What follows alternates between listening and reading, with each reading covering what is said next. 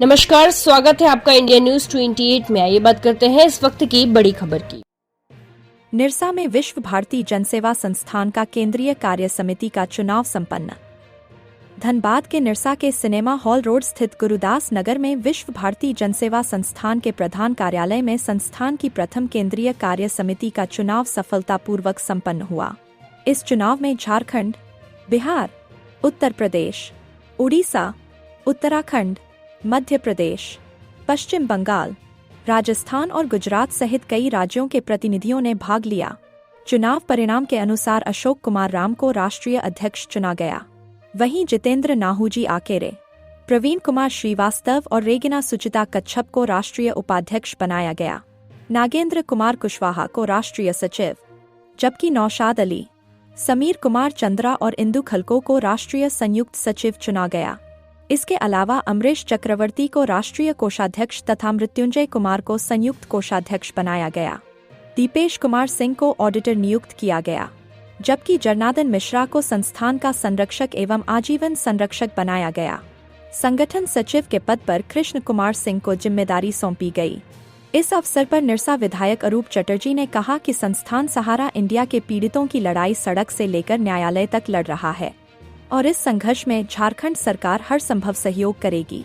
राष्ट्रीय सचिव नागेंद्र कुमार कुशवाहा ने कहा कि नई कार्य समिति के साथ सहारा पीड़ितों के अधिकारों के लिए आंदोलन को और तेज किया जाएगा, ताकि देश के करोड़ों निवेशकों को उनका भुगतान मिल सके। चुनाव आयुक्त राजेश कुमार साहनी और अब्दुल जब्बार के नेतृत्व में चुनाव प्रक्रिया संपन्न हुई। 9 पदों पर निर्विरोध चयन हुआ, जबकि राष्ट्रीय संयुक्त सचिव के 2 पदों के लिए मतदान कराया गया, जिसमें नौशाद अली को 105 और समीर कुमार चंद्रा को 79 मत प्राप्त हुए। कार्यक्रम को सफल बनाने में संस्थान के कई सदस्यों एवं कार्यकर्ताओं ने सक्रिय भूमिका निभाई। धनबाद जिला ब्यूरो पप्पू केवट की रिपोर्ट।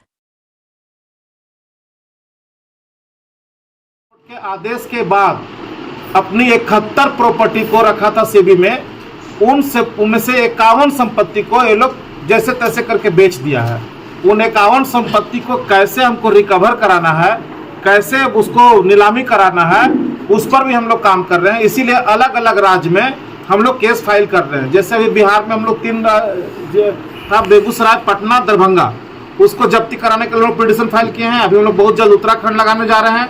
यूपी में 15 प्रॉपर्टी है, उसके लगाने जा रहे हैं। हर राज्य में हम लोग फाइल कर रहे हैं, ये हम लोग कर रहे हैं। तो हम लोग तीनों मोर्चा पर लड़ रहे हैं। क्रिमिनल केस में भी लड़ रहे हैं, सिविल में भी लड़ रहे हैं सुप्रीम कोर्ट में, और जमीन जब्ती के लिए भी लड़ रहे हैं। शिक्षा जगत में काम करें, इन्वायरमेंट के लिए काम करें। ये सब जो हमको नीति आयोग के द्वारा जो मिला है, हम उस पर भी अब काम करना चाहते हैं। तो माननीय विधायक जी से मेरा आग्रह यही हो रहेगा कि हम लोगों को वो सब काम करने के लिए ज़्यादा से ज़्यादा सहयोग करें। हालांकि हमको आग्रह नहीं करना चाहिए, बिना आग्रह का ही हमको जो भी हम बोलते हैं हमको अपने माननीय विधायक जी से मिल जाता है। फिर भी हम आज कह रहे हैं सबके बीच में। तो हम लोग इस संगठन को बहुत आगे ले जाना चाहते हैं। हम चाहते हैं, हम लोगों की दिल्ली तमन्ना है कि देश का सबसे बड़ा NGO हम लोगों का बने। पूरे देश भर से लगभग अभी हम लोगों का 40,000 मेंबर बने हैं, और दिन दुगने हम लोग के साथ और मेंबर जुड़ भी रहे हैं। ये जुड़ते ही जाए। विश्व भारती जनसेवा संगठन जो है पूरे देश भर के ऑर्गेनाइजेशन है, जो सहारा पीड़ितों की लड़ाई खूब लड़ रही है। और एक तरफ सुप्रीम कोर्ट में भी वो अपने वकीलों के माध्यम से लड़ रही है, दूसरी तरफ जहाँ जहाँ जन संगठन के माध्यम से हो, सरकार को दबाव डालने के मामला हो, सरकार से बात करने के मामला हो, वो तमाम चीज़ें भी कर रही हैं। तो हम लोग इनके साथ हैं। इनके पदाधिकारियों को जो आज चुनाव में आए, ढेर सारी बधाई। एवं हम लोग आशा करते हैं जो देश की करोड़ों जनता की निगाहें इस NGO के तरफ है, आप लोगों को सब भरोसा है, उस भरोसे को आगे बढ़ाइए और उनकी लड़ाई को हम लोग मंजिल तक पहुंचाएंगे। उनकी जो पैसा, जो जमा राशि सहारा ने के दिन रोक के रखा है, उन राशि को हम लोगों को फिर से दिलाने के लिए हम लोग वो लड़ाई जारी रखते हैं जब तक हम लोगों को राशि वापस नहीं। ठीक है, हम लोग उनकी लड़ाई लड़ रहे हैं। हम लोग आशा करते हैं जो जल्दी इस पर फैसला होगी और तमाम जो पब्लिक है सभी को पैसा रिटर्न करना है कि एक्चुअली पूरे देश को मालूम है कि सहारा इंडिया का मैक्सिमम पेमेंट जो है वो सहारा की कोऑपरेटिव सोसाइटी में है, और कोऑपरेटिव सोसाइटी के जो मंत्रालय है वो संभाल रहे हैं हमारे माननीय देश के गृह मंत्री अमित शाह जी। अमित शाह जी देश से वादा किए थे, आप लोगों को ही मालूम होगा, कि सहारा रिफंड पोर्टल पर जो लोग क्लेम करेंगे उनको 45 दिन में पैसा मिल जाएगा। पूरे देश के लगभग 3 करोड़ डिपॉजिटर ने उस पर क्लेम किया, और सहारा से भी में जो 15,500 करोड़ रुपया रखा हुआ था उसी से 5,000 करोड़ रुपया निकाल करके दिया गया, और वहाँ उतना पैसा का फंड जमा ही नहीं किया गया। जो पुराना पैसा पड़ा था उसी से लोगों को दिया गया, और 1.25 लाख करोड़ रुपए का क्लेम है। पूरे देश को उतना पैसा मिल नहीं सकता है, लेकिन वो केवल इसके नाम पर राजनीति कर रहे हैं कि लोगों को उलझाए रखना है। सरकार अपने घर से 1 रुपया दे भी नहीं रहा है, और सहारा इंडिया की जो संपत्ति है, ध्यान दीजिएगा, उन संपत्ति पे अडानी जी का निगाह पड़ा हुआ है। और आप सबको पता है कि अडानी जी के संरक्षण देने वाले इस देश में कौन लोग हैं। कोई देश बेच रहा है और कोई देश खरीद रहा है, और उसी में अडानी जी आते हैं।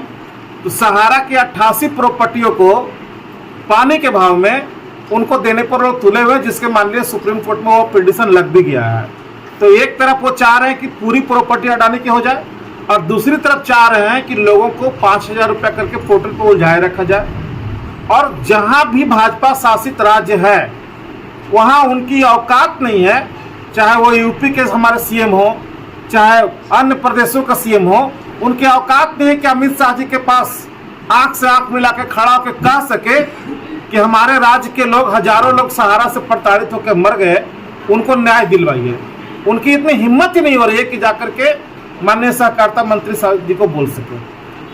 प्रॉपर्टी बिके तो बिके, संपत्ति बिके तो बिके, कोई हस्तक्षेप करने के लिए नहीं गया है। लेकिन झारखंड एक ऐसा प्रदेश बना जो चुनाव के पहले घोषणा किया था कि हम अगर आएंगे तो हम सहारा पीड़ितों की मदद करेंगे, कानूनी रूप से भी, और जो लोग डेथ कर गए हैं उनका मुआवजा भी। और झारखंड सरकार अपना वादा निभा रहा है। देखिए, जब से झारखंड में सरकार बना तब से यहाँ पे जो सहारा के खिलाफ जो FIR लगा हुआ था अलग अलग थानों में, वो करीब 10 थे, जिसमें 6 जो बड़े बड़े केस थे उसको CID में ट्रांसफर करवाया गया, जिसमें 2 केस हम लोगों ने कराया, जिस पर 2 गिरफ्तारियां भी यहाँ हुई है, छापा भी पड़ रहा है, इनकी संपत्तियों का आकलन भी किया जा रहा है, झारखंड का कितना पैसा बकाया है उसका भी लिस्ट निकाला गया है। तो ये लोग कानूनी रूप से बहुत काम कर रहे हैं। और सबसे बड़ा काम हुआ कि माननीय सुप्रीम कोर्ट में हमारे पास लड़ने के लिए पैसे नहीं है, वो आर्थिक मदद देने के लिए और वकील डिप्यूट करने के लिए झारखंड सरकार ने दे दिया। ये हमारे लिए बहुत बड़ा देन रहा।